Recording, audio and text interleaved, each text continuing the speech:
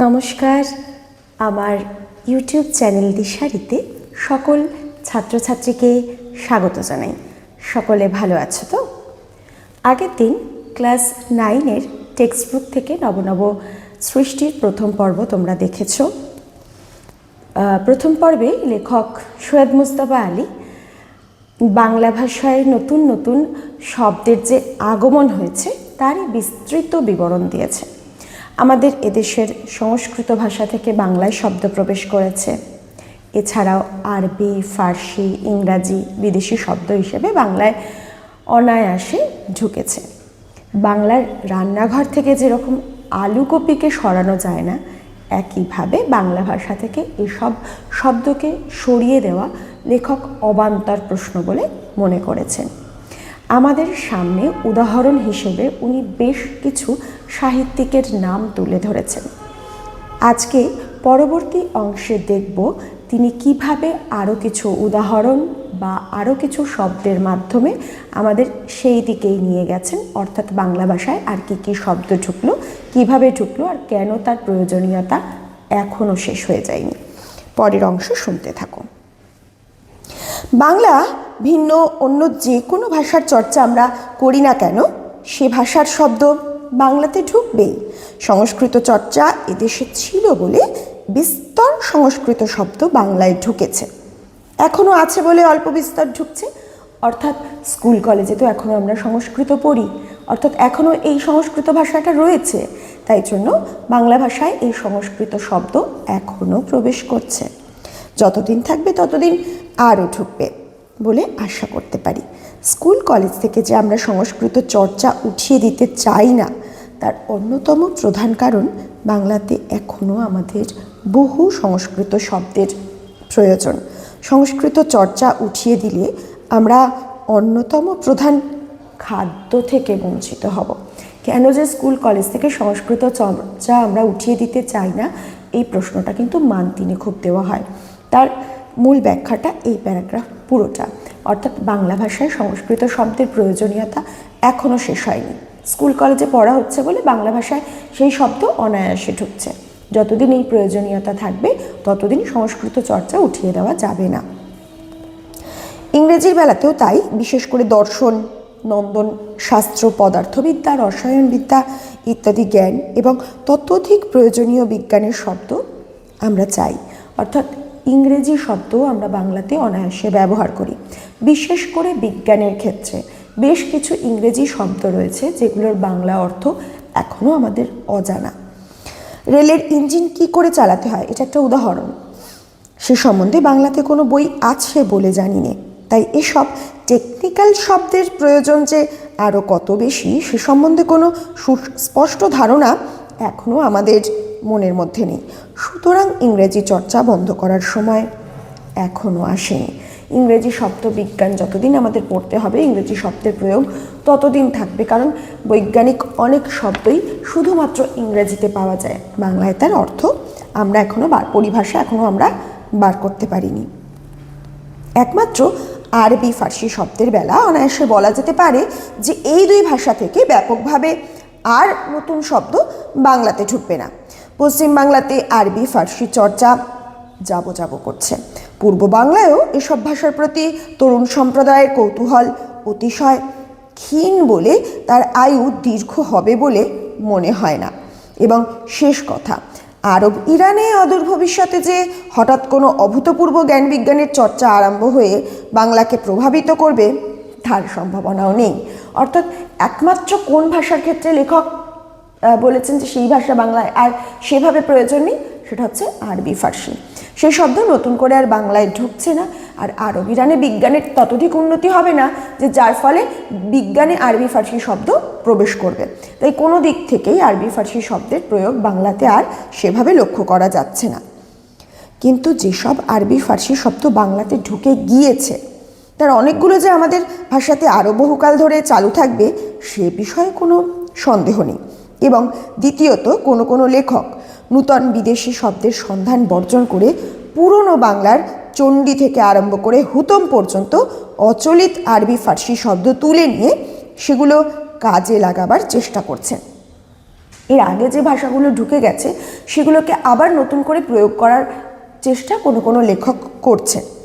কিছুদিন পূর্বেও এই এক্সপেরিমেন্ট করা অতিশয় কঠিন ছিল, কিন্তু অধুনা বিশ্ববিদ্যালয়ের কল্যাণে অনেক ছাত্রছাত্রীকে বাধ্য হয়ে পুরনো বাংলা পড়তে হয়। অর্থাৎ যারা বাংলা নিয়ে এগোতে চায় বা গবেষণা করেন তাদের কিন্তু বাংলার পুরনো যা কিছু রয়েছে সেগুলোকে ঘেঁটে দেখতে হয়। তার জন্য তাদের পুরনো বাংলা ভাষার চর্চা করতে গিয়ে আরবি ফার্সি শব্দ সম্পর্কে জ্ঞান লাভ করতেই হয়। তার এই সব শব্দের অনেকগুলো অনায়াসে বুঝতে পারবে বলে অচলিত অনেক আরবি ফার্সি শব্দ নতুন মেয়াদ পাবে। এই পরিস্থিতির সামনে জীবনমৃত এসব শব্দের একটা নূতন খতেন নিলে ভালো হয়। খতেন মানে হিসেব। ভারতীয় মক্তব মাদ্রাসায় যদিও প্রচুর পরিমাণে আরবি ভাষা পড়ানো হয়েছিল, মক্তব মাদ্রাসা যেখানে মুসলমানরা তাদের পড়াশোনা করে থাকে, আমাদের যেরকম বিদ্যালয় ওদের সেরকম মক্তব মাদ্রাসা, তবু কার্যত দেখা গেল ভারতীয় আর্যগণ ইরানি আর্য সাহিত্য অর্থাৎ ফার্সির সৌন্দর্যে অভিভূত হলেন বেশি। উর্দু সাহিত্যের মূল সুর তাই ফার্সির সঙ্গে বাঁধা, আরবির সঙ্গে নয়। একটু এটা মাথায় রাখতে হবে। বাংলার মক্তব মাদ্রাসাতে কী কী ভাষা পড়ানো হচ্ছে? আরবি পড়ানো হচ্ছে, কিন্তু দেখা যাচ্ছে ভারতীয় আর্যগণ কোন ভাষার প্রতি বেশি আকৃষ্ট হচ্ছে? ফার্সির সৌন্দর্যে, ফার্সির সৌন্দর্যে বেশি অভিভূত হয়ে পড়ছে। তাই বলা হচ্ছে উর্দু সাহিত্যের মূল সুর কিন্তু আরবির সাথে বাঁধা নয়। কার সাথে? ভাষা ফার্সির সাথে। হিন্দি গানের উপরও বাইরের যে প্রভাব পড়েছে সেটা ফার্সি, আরবি নয়। একদা ইরানে যেরকম আর্য ইরানি ভাষা আর সেমিতি আরবি ভাষার সংঘর্ষে নবীন ফার্সি জন্মগ্রহণ করেছিল। নবীন ফার্সি ভাষা কিসের কিসের সংঘর্ষে জন্ম লাভ করেছে সেটা একটু দেখে নিতে হবে, মানে এটা কোয়েশ্চেন হিসাবে দেবেই আর কি। ভারতবর্ষে সেই সংঘর্ষের ফলে সিন্ধি, উর্দু, কাশ্মীরি সাহিত্যের সৃষ্টি হয়েছে। এরকমভাবে কিন্তু ভারতেও তিনটে ভাষার জন্ম হয়েছে, সিন্ধি, উর্দু, কাশ্মীরি। কিন্তু এগুলোতে এত বিখ্যাত বিখ্যাত সাহিত্য রচনা হয়নি যেটাতে ফার্সি ভাষায় হয়েছিল। কিন্তু আরবির এই সংঘর্ষ ফার্সির মাধ্যমে ঘটেছিল বলে কিংবা অন্য যে কোনো কারণেই হোক ভারতবর্ষীয় এই তিন ভাষা ফার্সির মতো নব নব সৃষ্টি দিয়ে ঐশ্বর্যশালী সাহিত্য সৃষ্টি করতে পারল না। উর্দুতে কবি ইকবালই এই তত্ত্ব সম্যক হৃদয়ঙ্গম করেছিলেন। উর্দু সাহিত্যের কবির নামটা কিন্তু অবশ্যই মনে রেখো, এমসিকিউতে এটা দেওয়া হয়। এই নূতন সৃষ্টির চেষ্টা করে উর্দুকে ফার্সির অনুকরণ থেকে কিঞ্চিত নিষ্কৃতি দিতে সক্ষম হয়েছিলেন। মানে উনি অনুধাবন করেছিলেন যে ফার্সির গুরুত্ব কতখানি বা ফার্সি মানুষকে, ভারতীয়কে কতটা উদ্বুদ্ধ করেছে। তাই উনি কি করেছিলেন? উর্দু থেকে ফার্সিকে কিছুটা আলাদা করার চেষ্টা করেছিলেন। বাঙালির সর্বশ্রেষ্ঠ সাহিত্য সৃষ্টি তার পদাবলী কীর্তন, অবশ্যই মাথায় রেখো। বাঙালির একান্ত নিজস্ব সৃষ্টি হচ্ছে পদাবলী কীর্তন। এ সাহিত্যের প্রাণ এবং দেহ উভয়ই খাঁটি বাঙালি। এ সাহিত্যে শুধু যে মহাভারতের শ্রীকৃষ্ণ বাংলার খাঁটি কানুরূপ ধারণ করেছেন তাই নয়, শ্রীমতী শ্রী রাধাও যে একেবারে খাঁটি বাঙালি মেয়ে সে বিষয়ে কোনো সন্দেহ নেই। অর্থাৎ মহাভারতের কৃষ্ণ বাংলার কানাইয়ের মতো রূপ ধারণ করেছে, আর শ্রী রাধা কিসের রূপ ধারণ করেছে? একেবারে খাঁটি বাঙালি মেয়ের। বাঙালির হাতে, বাঙালি কীর্তনে তারা বাঙালি চরিত্রে পরিণত হয়েছে। ভাটিয়ালির নায়িকা, বাউলের ভক্ত। ভাটিয়ালি গান উত্তরবঙ্গের এক ধরনের প্রচলিত গান। সেই গানের নায়িকা যে বা বাউলের ভক্ত, বাউল সাধনার ভক্ত যারা, মুর্শিদিয়ার আশিক। মুর্শিদিয়া মুসলিম সম্প্রদায়ের এক ধরনের লোকগীতি বলা যেতে পারে। তার আশিক বা পদাবলীর স্ত্রী রাধা একই চরিত্র, একই রূপে প্রকাশ পেয়েছেন। মানে এগুলো সবই বাংলার খাঁটি মহিলা চরিত্র বা কোনো বাংলার নায়িকা চরিত্রের মতো রূপ ধারণ করেছে। বাঙালির চরিত্রে বিদ্রোহ বিদ্যমান, খুব অবশ্যই খুব গুরুত্বপূর্ণ প্রশ্ন। বাঙালি চরিত্রে কোন বৈশিষ্ট্যটা বিশেষভাবে পরিলক্ষিত হয়? সেটা হচ্ছে বিদ্রোহ। তার অর্থ এই যে কি রাজনীতি, কি ধর্ম, কি সাহিত্য যখনই যেখানে এই সত্য শিব সুন্দরের সন্ধান পেয়েছে তখনই সেটা গ্রহণ করতে চেয়েছে, এবং তখন কেউ গতানুগতিক পন্থা, প্রাচীন ঐতিহ্য এর দোহাই দিয়ে সে প্রচেষ্টায় বাধা দিতে গেলে তার বিরুদ্ধে বিদ্রোহ করেছে। এবং তার চেয়েও বড় কথা, যখন সে বিদ্রোহ উচ্ছৃঙ্খলতায় পরিণত হতে চেয়েছে তখন তার বিরুদ্ধে আবার বিদ্রোহ করেছে।